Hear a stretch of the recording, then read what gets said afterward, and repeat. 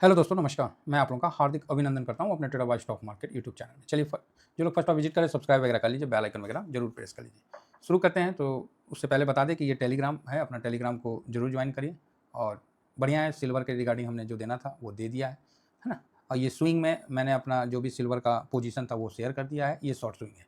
Short swing में मैं ज़्यादा डिस्टर्ब नहीं करता हूँ लोगों को, है ना।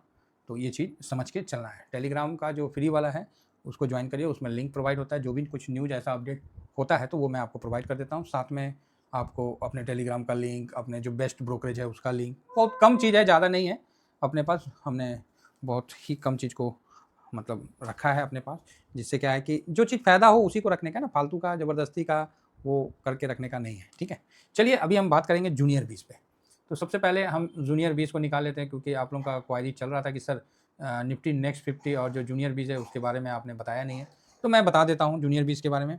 तो जूनियर बीस इसलिए मुझे ज़्यादा थोड़ा-सा अट्रैक्टिव लगता है, उस पे भी हम चर्चा करेंगे, लेवल वगैरह सारा चीज़ बताएँगे। अट्रैक्टिव इसलिए ज़्यादा लगता है कि इसमें कहीं न कहीं आप देखिए एचएएल की आप दिख रहा है, एचएएल सेकंड नंबर में आपको दिख रहा है, जो कि भारतीय रक्षा एवं एयर जो है स्पेस को कवर करता है।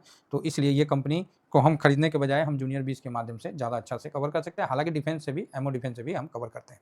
साथ में इसमें डीमार्ट वगैरह है, तो ये भी एक अच्छी इसमें है कि रिटेल उपभोक्ताओं का है, तो डीमार्ट वगैरह है। और साथ ही साथ इसमें इंडियन होटल भी है, होटल भी कवर करता है।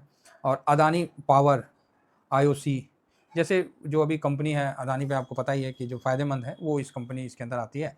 तो इसका भी हम लोग को बेनिफिट मिलता है। साथ में एलआईसी लाइफ इंश्योरेंस है ना, वो भी इसके अंदर आपको मतलब आती है सामने में। तो अभी देखिएगा तो ओवरबॉट दिखाई तो दे रहा है आरएसआई के बेस पे, उतना ध्यान नहीं देते हम लोग, ठीक है। तो नॉर्मल जो है, और मीडियम टर्म के लिए देखिए तो हाँ, थोड़ा बहुत झटका भी लग सकता है ना। और ये चीज़ आप समझ के रखिए, तो क्यों इंटरेस्ट रेट जो है हाइक जो हुआ है विदेश में निवेश में, तो इससे थोड़ा-सा आपको इम्पैक्ट आता हुआ दिखता है ना? तो साथ में इसमें वेदांता, टीवीएस मोटर, ये सब कई अच्छी-अच्छी कंपनियाँ हैं, तो इसमें आपको ध्यान रखना चाहिए। निफ्टी नेक्स्ट 50 में 50 है, लेकिन हम जूनियर 20 से कवर करते हैं, तो जूनियर 20 जो है वो निप्पॉन का है। ये 55 स्टॉक को कवर करता है, ठीक है। मतलब पोर्टफोलियो बिल्कुल अपने आप को मेंटेन करके रखता है, फार्मा से लेके हर चीज़। आईटी का भी अभी बढ़ा दिया है, तो आईटी का ज़्यादा नहीं है, थोड़ा ही है, 2-3% में ये आईटी चल रहा है। तो काफ़ी सेक्टर इसके अंतर्गत आता है, ठीक है। अब आई बात इसकी रिटर्न की, तो रिटर्न हुआ आपको 1 महीना में 2.67, 6 महीना में 11.5%। ड्यूरिंग दिस ईयर में कोई विशेष रिटर्न नहीं है, 2.5-3%। और पूरे साल का देखिएगा तो 8% गिरा हुआ है। ये चीज़ आपके सामने निकल के आ रहा है, ठीक है। तो अब हम चार्ट के माध्यम से समझने की कोशिश करेंगे, क्योंकि चार्ट रहता है तो वहाँ डिस्कस कर लेते हैं।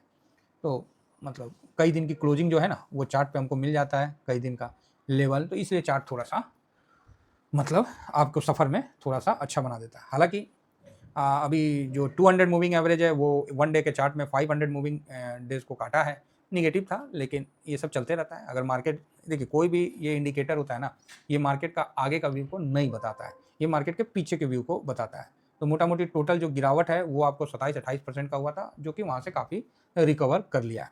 तकरीबन अपने हाई के पास पहुँचने में अब इसको ज़्यादा टाइम नहीं लगा है। 826 के आस-पास का हाई था, 830 26 से लेके मतलब 830 के आस-पास का हाई था पिछले सितंबर में।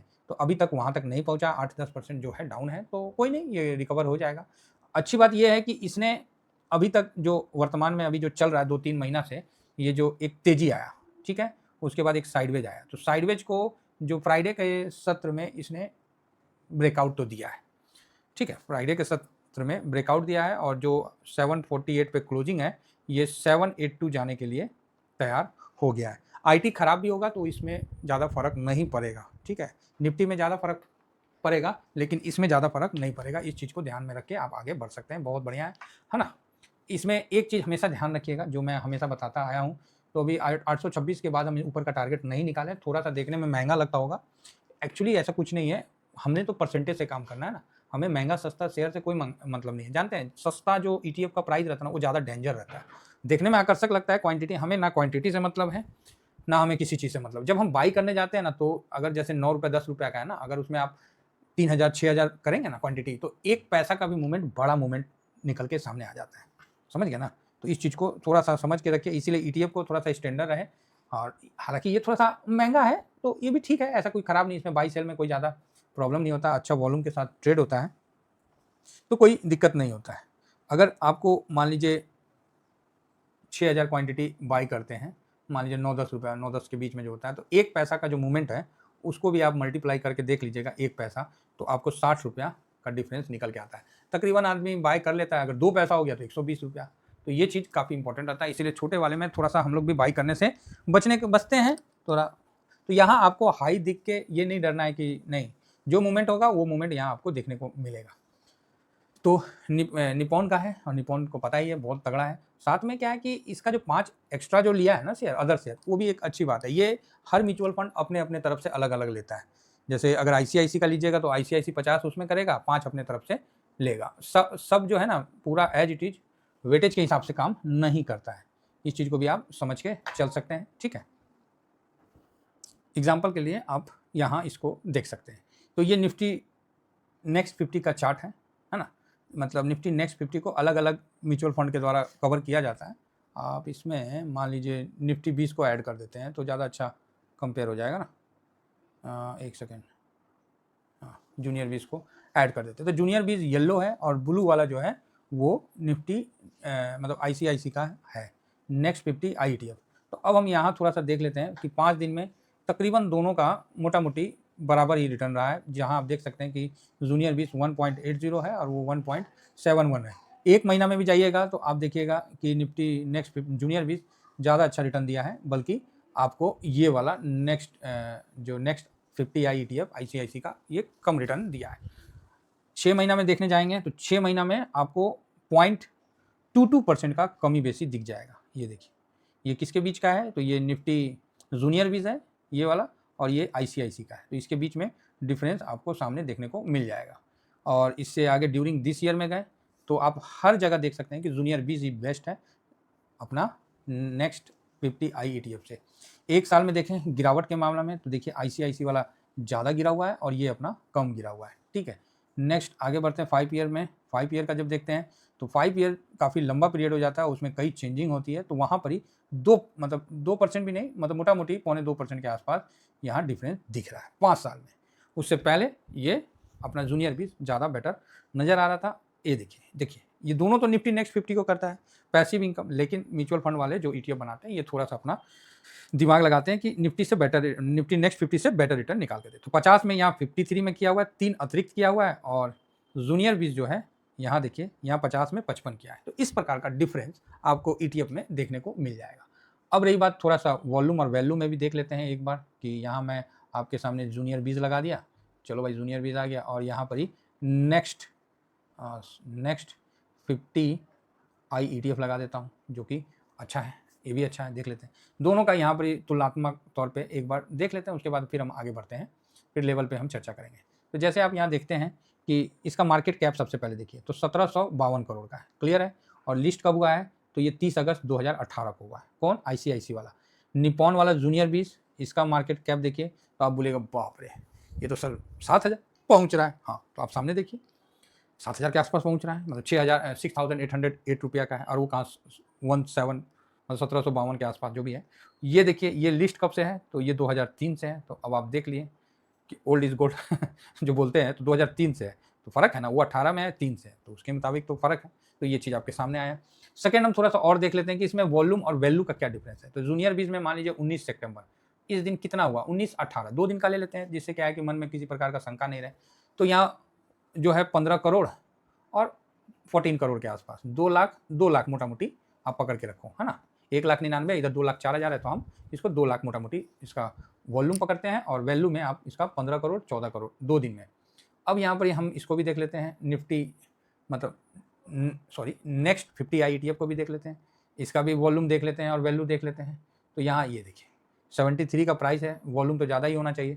तो वॉल्यूम देखिए यहाँ 5-7.5 लाख है और 6.5 लाख है, फिर 3 लाख भी है, 4 लाख भी है, 4 लाख। तो 2 दिन का हमने देखा, तो 2 दिन में यहाँ है। लेकिन डिफरेंस कहाँ आ गया, वैल्यू में आ गया। ये 5 करोड़ 5 करोड़, वहाँ आप देखें कि कितना करोड़ था, 15 कितना था जी, 15 था ना। तो मोटा मोटी आप अब समझ गए होंगे कि हम लोग जूनियर 20 को क्यों कवर करते हैं। तो ये बीच बीच में ना थोड़ा सा होते रहना चाहिए, जिससे क्या इसमें कितना है देखिए 15 करोड़ का, तो अंतर तो ऐसे ही साफ दिख गया। तो वॉल्यूम और वैल्यू दोनों इंपॉर्टेंट है, वैल्यू भी देखना पड़ता है ना, कितना अच्छा वैल्यू हो रहा है, कुचुर उसमें नहीं हो रहा, लेकिन उसको हम सेकंड ऑप्शन के तौर पे रखते हैं। अगर आपको एक ही पोर्टफोलियो में अगर 2 लॉट लगाना है तो आप इसको कंसीडर कर सकते हैं। नेक्स्ट 50 आई ETF ये भी निफ्टी नेक्स्ट 50 को कवर करता है, और ये अपना जूनियर 20 है जो निपॉन का, ये भी निफ्टी नेक्स्ट 50 को कवर करता है।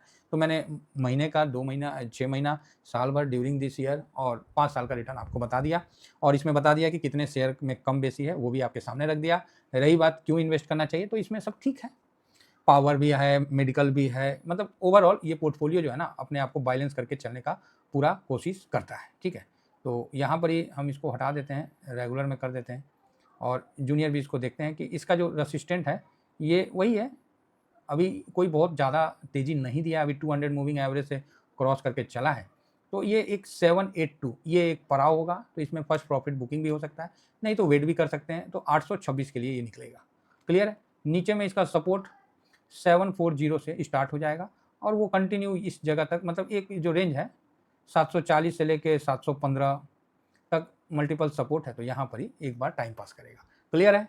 अभी फर्स्ट में आपको 782 जाएगा, उसके बाद 826 जाएगा, नीचे में सपोर्ट 740 से 715 काफ़ी मल्टीपल सपोर्ट है, तो इसके बीच में रहेगा। हाँ, 715 से जब तोड़ के नीचे जाता है तब थोड़ा सा फिर से एनालिसिस करने वाला है कि वो वास्तव में निकल जाएगा क्या नीचे, तो ये चीज़ है। तो कुल मिला के अभी के हिसाब से मैं ये नहीं कह सकता हूँ कि इसमें बहुत बड़ी तेज़ी बनने वाली है, लेकिन हाँ ठीक है, ये ज़रूर कहूँगा, क्योंकि जो पैसा लगने का जो लेवल था वो आप देख सकते हैं कि क्लोजिंग प्राइस से ही हम देखते हैं, तो अब इसका परसेंटेज देखना पड़ेगा, तो ठीक ठाक लगा है ना, लेकिन बहुत ज़्यादा नहीं लगा हुआ, नॉर्मल है, नॉर्मल है। 728 के लेवल में तो चलो 21 लगा था, अब उसका परसेंटेज देखना पड़ेगा। ठीक है, तो अभी नॉर्मल है, कोई ऐसा नहीं कि बहुत उछल कूद करके कूदने की आवश्यकता है। हालांकि ब्रेकआउट हुआ है तो हो सकता है कि एक बार प्रॉफिट बुकिंग भी आ जाएगा। 5% में इसमें काम किया जाता है, तो आप 5% का अपना व्यू बना के इसमें आप काम कर सकते हैं। क्यों 5% का मतलब हो गया, कहीं भी आप बाई कर लीजिए, किसी भी जगह आप अगर बाई करते हैं, एक लॉट लगाते हैं, तो 5% डाउन आप सेकेंड लगाइए,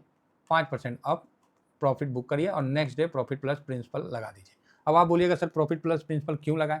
सपोज करिए अगर आपका देखिए क्या है ना, छोटा अमाउंट से बताऊंगा तो मतलब गड़बड़ होगा, थोड़ा सा बड़ा अमाउंट से बता देता हूं, जिससे क्या है कि आपको समझने में आसानी रहेगा। कि अगर मान लीजिए आपका एक लॉट ₹1,00,000 का है, ठीक है, आप ₹1,00,000 पे 5% ले लिए, तो कितना हो गया। ऑफकोर्स आप बोलोगे सर 5,000, है ना, तो आपको 5,000 जो है हो गया, यहाँ निकल गया। अब 5,000 अगला दिन जोड़ दिए, तो आपका जो इन्वेस्टमेंट है वो कितना का हो गया, तो 1,05,000 का। ठीक है, 1,05,000 का, तो यहाँ पर ही आपको इंटू 5% करिएगा, तो अभी जो आपका निकल के आएगा वो 5,250 निकल के आएगा। ठीक है, 5,250, एक स्विंग में ही आप 250 का बेनिफिट ले सकते हैं। अदरवाइज आप 1,00,000 का 10% करते हैं तो आपको 10,000 सामने निकल के आएगा। बहुत सिंपल फार्मूला है, कहीं कोई दिक्कत नहीं है। तो 10,000 आएगा, और यहाँ जब इन दोनों को जोड़िएगा तो आपको 10,250 रुपया। इसी तरह स्विंग का काम होता है कि प्रिंसिपल इसमें बढ़ता जाता है और रिटर्न अपने आप ऑटोमेटिक बढ़ता जाता है। लेकिन याद रखिएगा कि निफ्टी गिरता है तो ये निफ्टी से भी ज़्यादा गिरता है, और निफ्टी भागता है तो ये निफ्टी से भी ज़्यादा भागता है। तो निफ्टी जहाँ घूमता है, ऐसे घूम जाता है, तो ये अगर चल रहा है तो ये ऐसे काटता हुआ जाके घूमेगा। ठीक है, एज इट इज नीचे का पोजीशन में निफ्टी घूम लिया, तो ये अगर आ रहा है तो ऐसे गिरते गिरते गिरते, इसका ब्रेक थोड़ा स्लो है, निफ्टी के ही हिसाब से चलता है, लेकिन थोड़ा सा लेट रिएक्ट करता है। आशा करता हूँ कि व्यू आप लोग समझ गए होंगे। इतना ही कहकर अपनी वाणी को विराम देता हूँ। Thank you very much. जय हिंद, जय भारत।